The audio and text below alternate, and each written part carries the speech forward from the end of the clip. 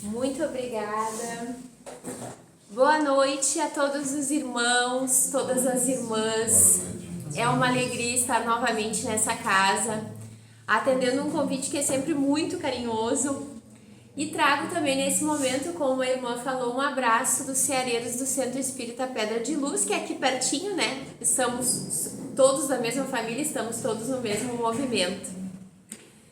E para a noite de hoje, então, nós escolhemos falar da parábola do filho pródigo. Encontra-se no Evangelho de Lucas, Novo Testamento, capítulo 15, versículos 11 a 32. Essa parábola, a gente vai pedir licença para vocês para ler a parábola e depois nós vamos comentar, mas o nosso objetivo aqui é fazer algumas reflexões. Depois que a gente lê, nós vamos conversar então sobre os caminhos que a gente vai trilhar. Vou ler a parábola. Um certo homem tinha 2 filhos, e o mais moço deles disse ao pai: Pai, dá-me a parte da fazenda que me pertence. E ele repartiu por eles a fazenda. E poucos dias depois, o filho mais novo, ajuntando tudo, partiu para uma terra longínqua e ali desperdiçou a sua fazenda, vivendo dissolutamente. E havendo ele gastado tudo, houve naquela terra uma grande fome e começou a padecer necessidades. E foi e chegou-se a um dos cidadãos daquela terra, o qual mandou para os seus campos a apacentar porcos. E desejava encher o seu estômago com as bolotas que os porcos comiam, e ninguém lhe dava nada. E caindo em si, disse: Quantos trabalhadores de meu pai têm abundância de pão, e eu aqui pereço de fome. Levantar-me-ei, irei ter com meu pai, e dir-lhe-ei: Pai, pequei contra o céu e perante ti.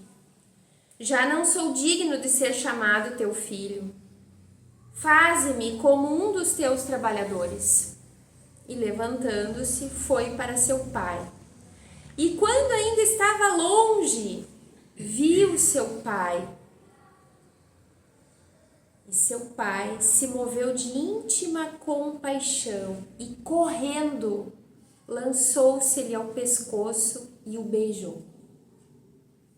E o filho lhe disse: Pai, pequei contra o céu e perante ti, e já não sou digno de ser chamado teu filho.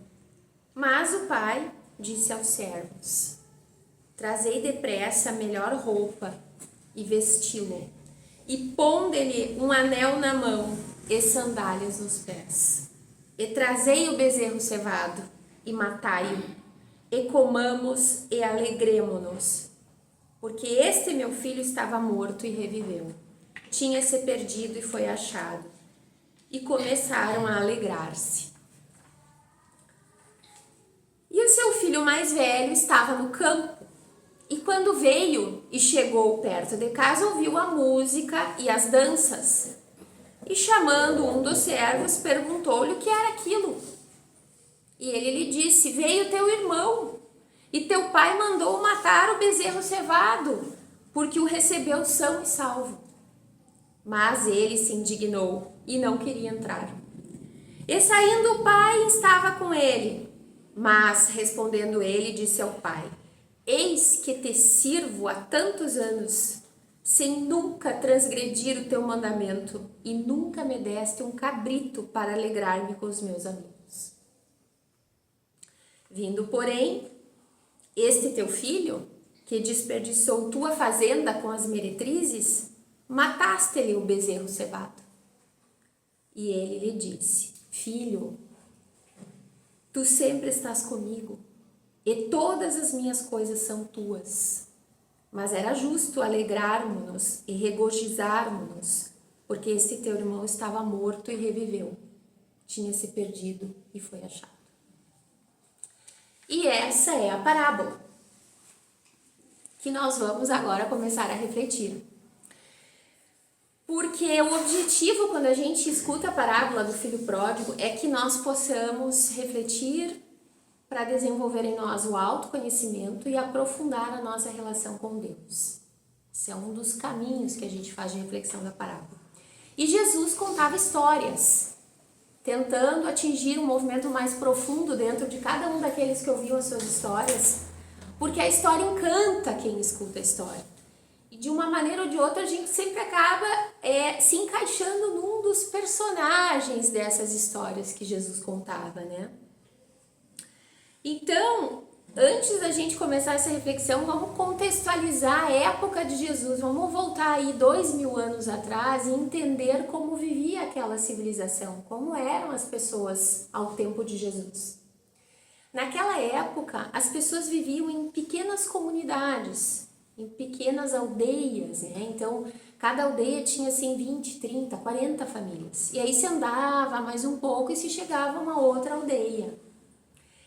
E aquelas pessoas, elas eram muito, muito ligadas à família, tanto que o nome do filho sempre era ligado ao pai. Era assim, por exemplo, João, filho de Jonas, Pedro, filho de Tiago. Eles eram identificados filhos pelo nome do pai. Tamanha era a importância que se dava à família e ao pai, o patriarca da família. E como viviam nessas pequenas aldeias, a ligação deles com a terra era muito íntima. Não era como nós hoje no Ocidente, que a gente tem uma terra, tem um imóvel e a gente vende e tudo é uma transação comercial. Naquele tempo a terra não, a terra era onde eles plantavam, onde eles mantinham os animais. E geralmente, por exemplo, quem tinha ovelhas, juntava ovelhas de uma família com as de outra e um era o pastor de todas aquelas ovelhas. Então a vida em comunidade nas aldeias era muito importante para eles, né? Muito bem, então a gente entendendo esse contexto, imagine como ficavam as pessoas quando ouviram que um filho resolveu pedir a sua parte de herança ao pai que estava vivo. Aquilo naquela época era uma profunda ingratidão, era impensável um filho fazer isso. E muito provavelmente se fizesse isso o pai deserdaria esse filho, né? Por ter tido essa audácia de infringir essas regras sociais, né? Muito bem, mas esse pai, quebrando paradigmas, nesse momento, ele não se ofende, ele divide a fazenda, né? Divide a fazenda e o filho mais novo sai com os recursos. E veja que esse filho mais novo, ele não só exigiu, ele vendeu a terra, deixou o pai e foi para longe. Olha só o que ele fez. E aí vem, ele gasta tudo da forma que ele bem entende, né? Ele vive as suas experiências, as suas vivências, e vem o momento do despertamento desse filho. Vem uma grande fome, ele já sem dinheiro nenhum, não tinha recurso nenhum, gastou tudo sem nem pensar no amanhã. Ele se vê pedindo algum trabalho, e naquela época apacentar porcos, a carne de porco era considerada uma carne menos digna, não se comia essa carne. Então, assim, ele foi apacentar, não foi apacentar ovelhas, foi apacentar porcos. E aí ele tem as suas experiências dolorosas, né? O seu abatimento, ele chega a comer as comidas que eram dadas aos porcos, as alfarrobas, que era uma plantinha, porque tinha a diferença, tinha umas plantinhas que era tipo um gafanhoto, uma folhinha, que ela era uma alfarroba docinha, e essas pessoas comiam. Era a comida que João Batista comia, porque João Batista na época ele tinha esses hábitos, né? Era o que a gente chama de vegano, assim, da época, né? Mas tinha outra, que era a alfarroba, que era muito amarga e tinha quase nada de valor nutricional, então eles davam para quem? Para os porcos, porque eles deixavam a que tinham mais valor nutricional para as pessoas. E ele se viu comendo essa comida de porcos e aquele desespero toma conta dele, quando ele desperta das ilusões e se dá conta que estava naquele estado por iniciativa própria dele. Ninguém tinha mandado ele para lá. Pelas escolhas dele, ele estava ali. E vem que aquele momento que a pessoa está lá afundadinha e eis que diz assim, meu Deus, o que é de mim, né? Se eu procurasse o meu pai, pelo menos lá eu tinha pão. Eu tinha água, eu era tratado com dignidade. E surge esse momento, então, que ele levanta, né? Vejam a questão psicológica da criatura nesse momento, né? Tomada ainda de culpa, tomada de vergonha, com medo, insegurança, expectativa, porque como que o pai ia receber ele? Não sabia. Mesmo assim, ele se enche de uma virtude que é muito importante a todos nós. Qual é essa virtude? A humildade. A humildade. Ele olha para dentro de si e diz assim: eu preciso voltar. Mesmo que com culpa, mesmo que com vergonha, mesmo sem saber o que me espera, mas eu tenho que voltar. E aí então ele vai, né? Ele vai. E agora a gente vê a figura do pai. Então vejam, o pai é o ancião, o patriarca. Naquele tempo o pai não corria, o ancião não corria da tribo. Ele andava majestosamente, quem corria atrás dele eram os filhos. Imaginemos a cena numa fazenda, uma casa, lá um campo grande, e de repente avista o filho, e ele na entrada da porta, ele olha e reconhece o filho, porque todo pai reconhece o seu filho, e o filho vindo, ele não espera esse filho chegar até ele corre pro filho, ele corre, e os servos olhando, e aquelas pessoas da tribo, tudo meio junto ali, não entendem, aquele ancião está correndo, é uma atitude também de quebra de convenções da época. Ele recebe o filho, abraça e beija o filho. Veja, também não era um hábito. Se conta que na época, quando tinha alguma desavença entre pessoas da mesma família ou da mesma tribo, era chamado mediador, e esse mediador conversava, e quando tudo estava resolvido, tinha se dado o perdão das ofensas, aquela coisa toda, era selado esse, digamos assim, esse acordo com um beijo. Então, esse era o costume da época. E o pai corre e abraça e beija aquele filho. É o que conta a parábola, né? Quando o filho ia começar a falar, ele diz: pai, pequei contra ti, e ia pedir para trabalhar, ele nem deixa falar. O pai nem deixa falar. Estavam os servos ali, ele diz assim, ó: tragam as vestes, o anel e a sandália para colocar no meu filho. Matem o bezerro cevado e faz um festejo e convida todos para se alegrar com ele, porque o filho que se equivocou, voltou. Olha a atitude desse pai. A gente vai pensar nesse perfil psicológico desse pai. Mas eis que vem o filho mais velho. Então o filho mais velho chega, vê aquela música, aquela dança, mas o que está acontecendo aqui? E quando ele vai falar com um dos servos, diz assim: teu irmão voltou, teu pai recebeu, mandou matar o cordeiro cevado, o bezerro cevado.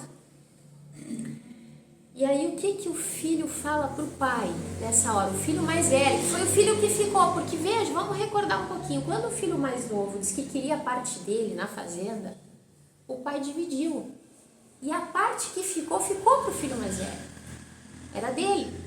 Ele naquele momento não falou nada, estava bom para ele, imagina, ficou com a fazenda, estava produzindo, o pai estava ajudando ele, só estava enriquecendo, né? Pensou assim, ele quis a parte dele, foi, mas agora a minha está garantida. Não falou nada. Mas quando chegou o irmão, ele disse o que para o pai? Sempre atendi e cumpri os teus mandamentos, cumpri os meus deveres contigo, e você nunca me deu um cabrito para mim me alegrar com os meus amigos. Essa fala do filho mais velho demonstra uma situação clara. Ele não estava satisfeito ali. Porque se ele estivesse satisfeito ali, puxa, era isso que eu queria ficar, eu tenho raízes com essa terra, eu sei que a fazenda é minha, eu vou prosperar. Ele estava tranquilo, o irmão voltou, tá tudo bem, vamos receber esse irmão que voltou, porque eu estou satisfeito aqui, eu estou bem aqui. Mas a gente vê com essa fala com o pai um ressentimento, a gente vê um formalismo com o pai. Aquela relação de assim, eu estava aqui cumprindo os meus deveres e tu não me retribuiu. Tu não me deu a recompensa. Porque eu fiquei aqui. Mas, quem sabe, talvez ele quisesse também sair pelo mundo, explorar. Mas ele ficou naquela zona de conforto, zona de segurança, estava tudo bem ali, ele estava com tudo meio garantido. E ele se sentiu ameaçado quando chega o irmão mais novo, né? E aí o que esse... E ele se recusa ainda a entrar na festa. que para a época também era uma afronta, porque o irmão mais velho deveria vestir a roupa túnica da festa e acompanhar o pai e ser o anfitrião da festa. Mas ele se nega a entrar na festa. O que o pai faz com esse filho?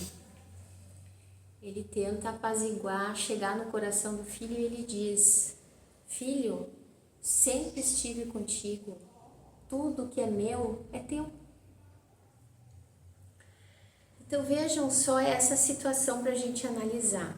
Contextualizando para aquele pessoal que vivia com Jesus, quando ele fala do filho pródigo, esse filho mais novo, vem à tona a figura dos publicanos, dos pecadores, das pessoas que estavam ostensivamente mais afastadas dessa relação com Deus, de religiosidade. Quando ele fala do filho mais velho, a gente busca aquele conceito dos fariseus que, embora fisicamente muito próximos, porque estavam sempre no templo fazendo suas oferendas, né? Eles tinham o que a gente chama de supostas virtudes, eram ostentadores, mas eram muito egoístas. Então tinha aquela religiosidade de fachada, era mais por convenção, não necessariamente por um propósito, né? E quem é o pai? Quem é o pai dessa parábola?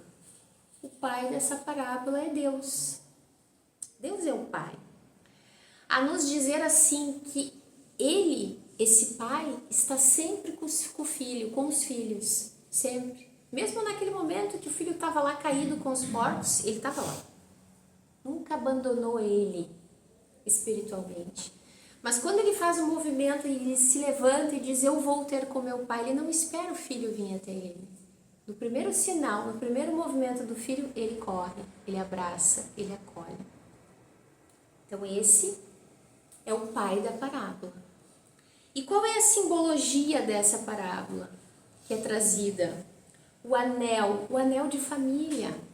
Então ele diz: tragam um anel, como quer dizer assim, a minha confiança em ti permanece. Quando ele diz assim, tragam as roupas e as sandálias, o que é a roupa e as sandálias? A dizer assim, não importa o buraco que tu caíste, eu nunca te abandonei. O meu amor por ti não sofreu um arranhão, é inabalável. Porque naquela época só usavam sandálias os filhos, os servos andavam descalços. Então, ele quis dizer assim, a nossa relação não é de retribuição. Tu não tá aqui como um trabalhador fazendo alguma coisa e eu vou te pagar no final. A nossa relação é de pai e filha, de comunhão. É muito mais profunda. Então esse é o sentido da parábola. Porque às vezes nós barganhamos com Deus. Às vezes a gente diz assim, pô, Senhor, me ajuda, faz isso por mim, que eu faço isso também. Puxa vida, mas agora nesse momento o fulano que errou tanto, olha só como a vida dele tá boa, ele voltou, todo mundo perdoa, e eu que sempre fiz tudo. Onde é que o Senhor tá comigo? Olha, os nossos perfis psicológicos. Porque a parábola nos diz o seguinte, que por vezes na nossa vida a gente é o filho pródigo. Às vezes a gente é o filho mais velho. E a grande pergunta é, quando a gente é o pai? Quando a gente tem esse olhar da humanidade, de misericórdia, de levantar os caídos e de acolher? Quando que a gente é o pai da parábola? Essa é a nossa grande reflexão para pensar, né? Porque às vezes acontece alguma coisa na nossa sociedade que nos escandaliza, mas não podia ter feito isso e tal, e a pessoa vai, daqui a uns anos ela volta arrependida e... Ah, não. Mas olha o que ela fez. Mas como? Como que vai receber perdão? E Jesus, naquele tempo, vivia do lado de quem? Ele dizia, quem é que precisa de médico? Os sãos ou os doentes? Então ele estava do lado das meretrizes, dos pecadores, dos cobradores de impostos, dos chamados corruptos, ele estava com todos esses. Ele não tinha problema nenhum em conviver com essas pessoas. Porque ele não estava preso a convenções sociais. Jesus estava ali verdadeiramente por amor, um amor que a gente ainda está tentando entender, tentando compreender. E esse filho mais velho também há uma reflexão importante para a gente, que é assim, do que vale termos o conhecimento, o técnico, o formalismo, o trabalho, se a gente não tem misericórdia e compaixão? Na hora do vamos ver, quando a gente é chamado a responder pela vida, a gente sabe tudo, a gente cumpre as regras, a gente tem a nossa máscara social, mas na hora que a gente é chamado a dar um testemunho mais profundo, será que a gente tem misericórdia e compaixão? Então mostra que os filhos, na verdade, estavam se comportando mais como servos do que como filhos, né? Porque eles estavam sempre em busca de alguma retribuição. O pródigo já pediu a sua retribuição já logo no início da parábola. E o outro filho, que também, por isso essa parábola também é chamada parábola dos filhos perdidos, o outro filho pediu a retribuição logo quando ele se sentiu ameaçado.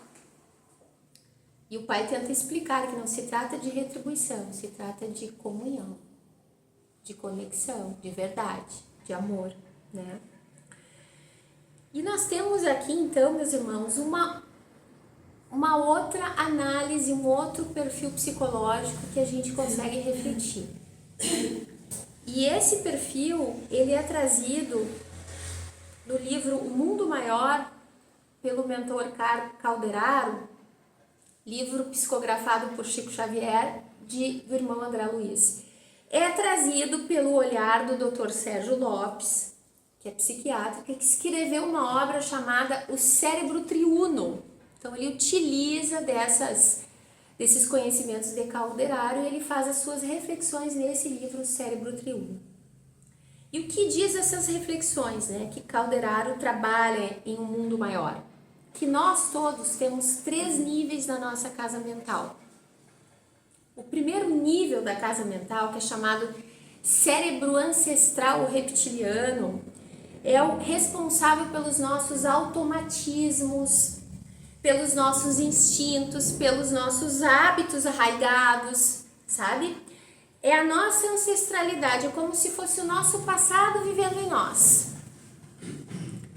O segundo nível da casa mental, eles são as experiências, é a parte da mente que vive as experiências do hoje.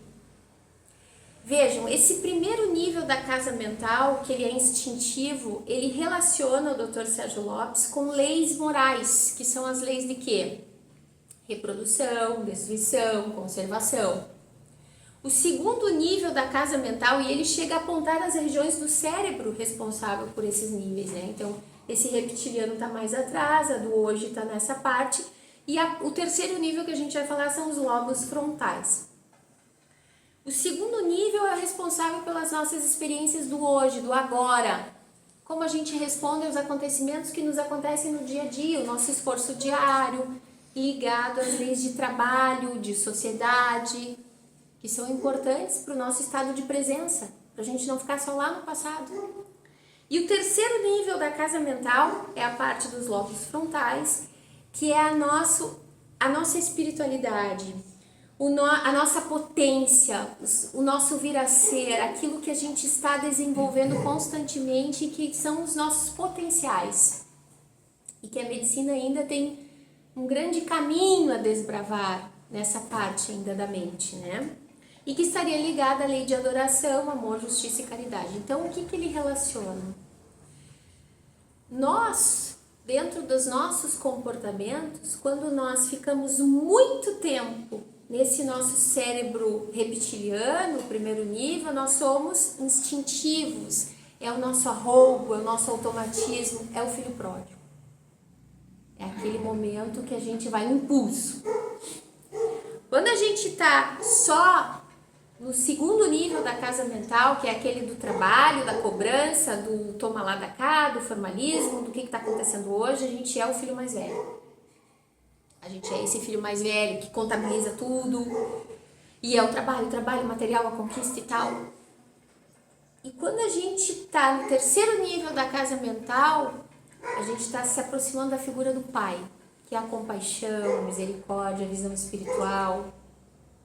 E o que ele diz? Que o saudável é o ser humano transitar entre esses 3 níveis da casa mental com equilíbrio. O que isso quer dizer? Que nós temos instintos, sim, que nós não devemos negar os nossos instintos, porque em algumas situações eles são importantes para nós. Que nós temos também a nossa vivência do hoje, esse senso de realização, de busca do que eu vou fazer hoje, da minha meta diária, eu vou acordar, eu vou ter vontade, eu vou conquistar. Esse segundo nível é o filho mais velho. Mas que eu não posso deixar de desenvolver, de buscar e de dar atenção ao terceiro nível, que é a minha espiritualidade, que é a minha relação com Deus, que é o meu alargar da minha consciência. E que eu não posso me demorar demais sem fazer um trânsito tranquilo, porque senão eu vou ser aquela pessoa, aquele dinossauro, que responde só instintivamente, o agressivo. Eu não posso ser aquele que só está focado no hoje, porque você então é aquele viciado em trabalho, aquele que não olha para mais nada. E eu não posso ficar minha vida inteira adorando e meditando e vivendo num mundo de nuvem, porque se eu nasci e reencarnei aqui é para mim viver a minha humanidade também, é para mim desenvolver e progredir aqui enquanto ser humano. Então ele traz essa abordagem para nós a nos dizer assim, não te perde na culpa porque tu erraste, porque isso faz parte do teu processo evolutivo, não tem problema ter sido um filho pródigo, e que nós somos às vezes, mas esse filho pródigo, se a gente prestar atenção, ele passou pelos 3 níveis da casa mental. Primeiro nível, quando ele se lançou sem pensar em nada, foi no instinto, gastou, fez o que quis. O segundo nível, quando ele está comendo a comida dos porcos e diz assim, não tá certo isso, eu vou ter que trabalhar. Eu vou lá dizer para o meu pai que eu quero ser trabalhador dele. Eu vou arregaçar as mangas agora e eu vou fazer por mim. E eu vou levantar as minhas pernas e vou até lá. Segundo nível, ele progrediu. Quando ele chega pro pai, que ele cai, se ajoelha e diz, pai, e ele queria, né, pequei contra ti, contra o céu, e ia pedir o trabalho, o pai já disse, tá aqui, tô aqui, nem precisa, eu te conheço, eu sondo teu coração. Esse filho fez esse percurso. Isso é bonito na parábola. A nos dizer que todos nós, não tem problema se a gente errou, se a gente falhou. É a questão de substituir a culpa pela responsabilidade que fez o filho pródigo. Ele não ficou ali corroído em culpa, ele não ficou paralisado, ele se levantou, ele foi para o Pai. Então o convite, meus irmãos, dessa parábola, que é muito bonita, é para que cada um de nós desenvolva o nosso autoconhecimento, a nossa percepção de nós mesmos. E que a gente olhe para nós com mais alto amor, com menos cobrança, com menos julgamento, mas com vontade de fazer melhor. Esse é o convite de Jesus. O convite é que a gente olhe para o nosso irmão também sem julgamento, porque ninguém sabe o que aquele irmão está enfrentando. Ninguém sabe o que ele teve que passar para poder vir e de repente pedir desculpas e dizer que se arrependeu e que quer uma nova chance. Esse também é o nosso convite que Jesus faz para nós. E o convite que Jesus faz é que a gente possa ter esse olhar de pai, para nós, para os outros, e ver o melhor que há nas pessoas. Ver o que há de melhor em cada um de nós, porque nós estamos progredindo. E a cada dia que passa a gente está melhorando, a gente só progride. Então, meus irmãos, eu encerro aqui a nossa conversa dizendo, como já falei, que a grande chave é transformar culpa em responsabilidade e entender que para a gente adquirir sabedoria, a gente precisa viver. Nós temos que estar na arena da vida, viver. E que a gente possa, nesses momentos, sempre mentalizar o Mestre Jesus, que Ele é Pai de todos nós. Ele é Pai de todos nós. A nos dizer assim, meu filho, eu te amo. Levanta-te e anda, porque eu estou contigo. Então, muito obrigada. Essa é a mensagem da noite de hoje.